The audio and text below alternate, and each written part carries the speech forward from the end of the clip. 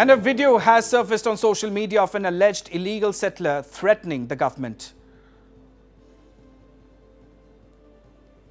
हेमंत विश्व शर्मा तुम्हार फकियानी दिसु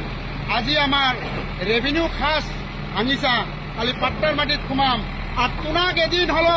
আমি এই খাস মাটিত উলাই লৈ আহিম খাস মাটিত তোমালোকে বসবাস কৰিব লাগিব তোৰ সত্যগুৰিয়ে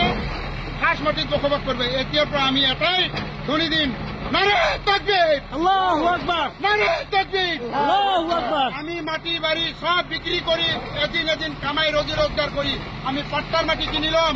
আর এই পাট্টার মাটি কিমান লাখ লাখ টাকা কোটি টাকা হলো আমি কিনি লই কেনে তোমার ঘর পর্যন্ত আমি কিনিলাম তারপিছত তোমাক পাট্টার মাটি এৰাই খাস মাটিত বসবাস কৰিবলৈ আমি বাধ্য কৰাম তেতিয়া চাম আপোনালোকৰ কি আজি হয়তো মই মৰি যাম মোৰ ল'ৰা ছোৱালীয়ে মোৰ নাতি পুতিয়া হলেও তোমাক খাস মাটিত ব্যৱহাৰ কৰিব দিব ইয়াৰ কাৰণে আমি